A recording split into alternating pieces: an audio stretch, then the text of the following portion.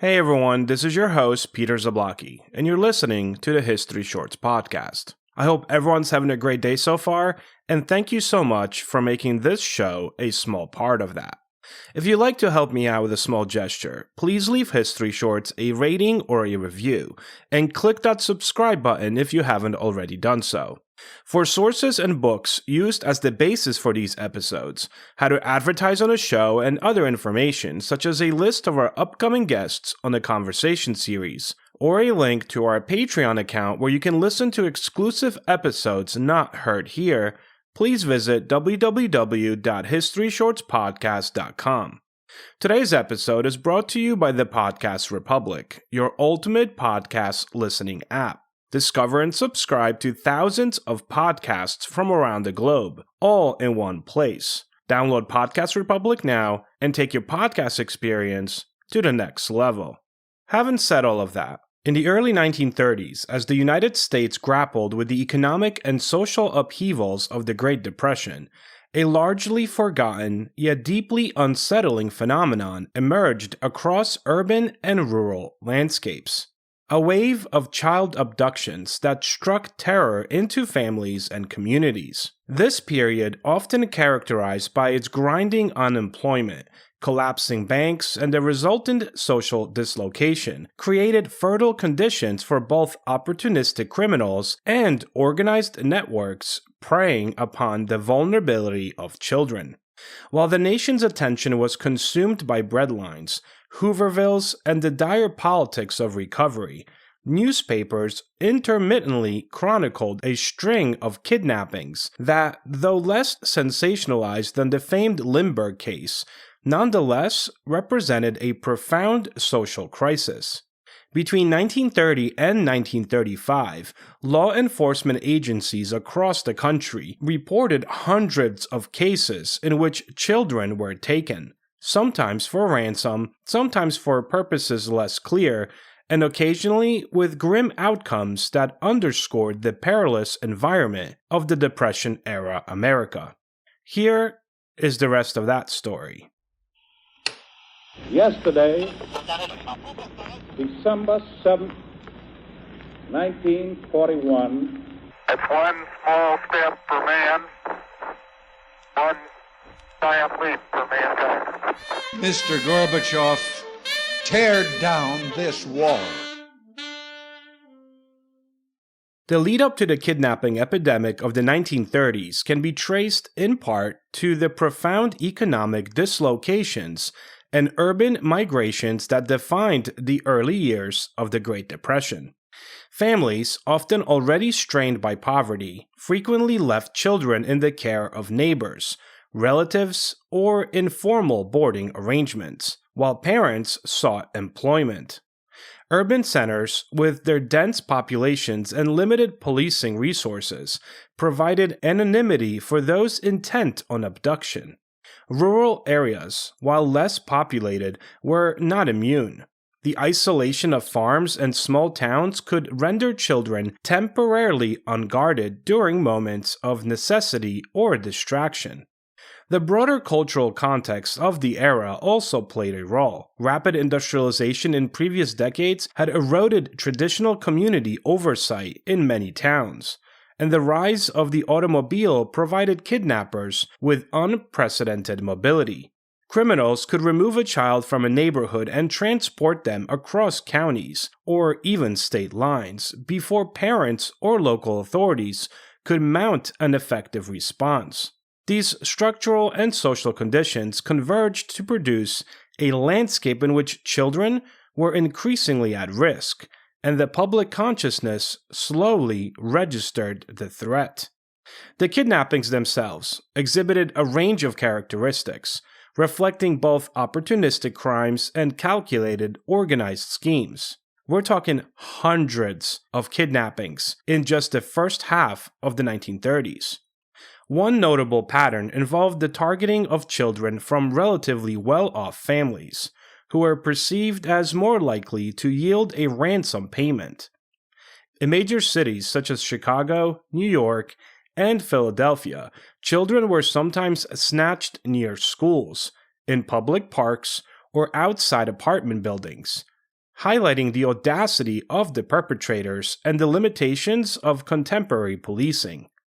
Other cases, particularly in the Midwest and South, involved children from modest households who were abducted for purposes that law enforcement really struggled to define, including coerced labor, trafficking, or exploitation within criminal enterprises.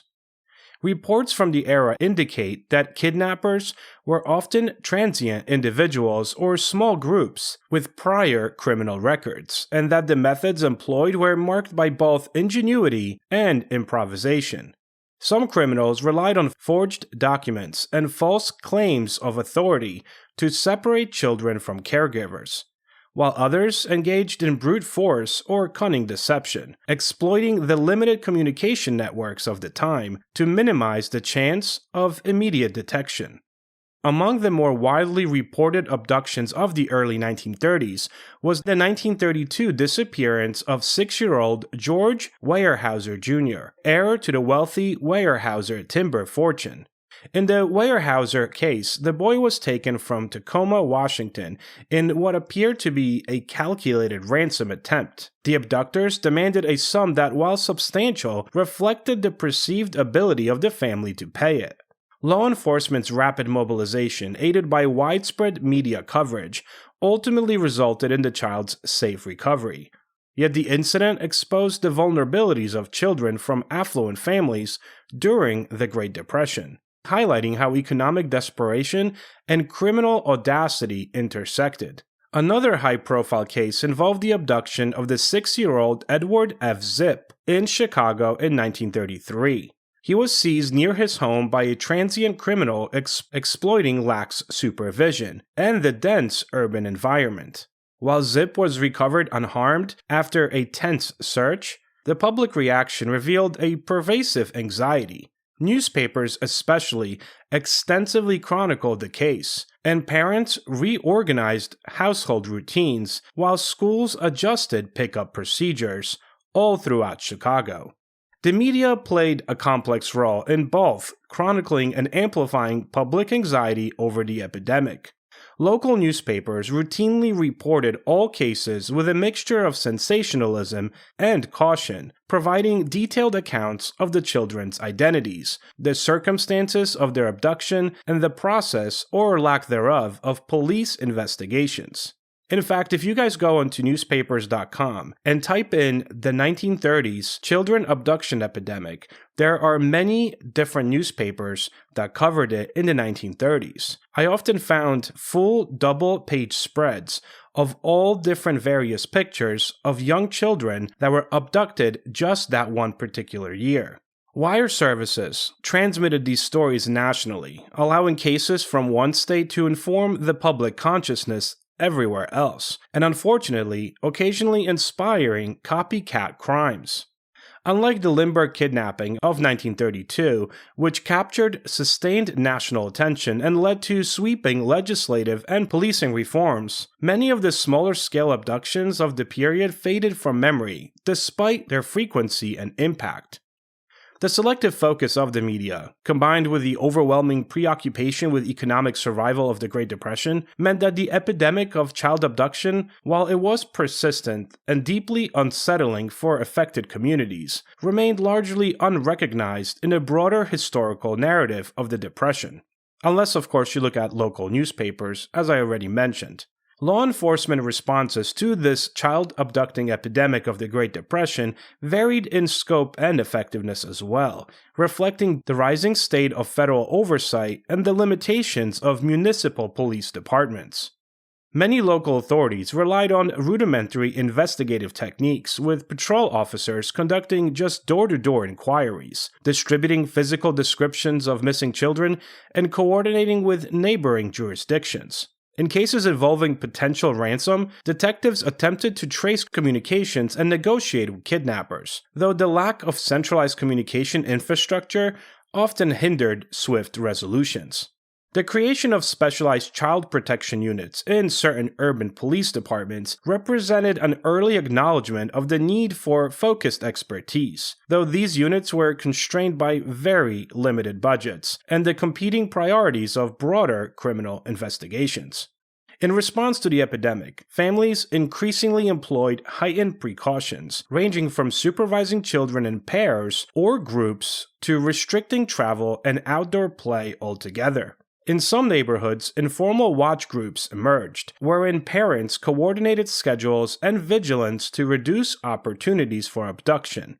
Schools and community organizations also took protective measures, instituting rules for pickup and drop-off procedures, and reinforcing the importance of familiarity with adults in positions of authority.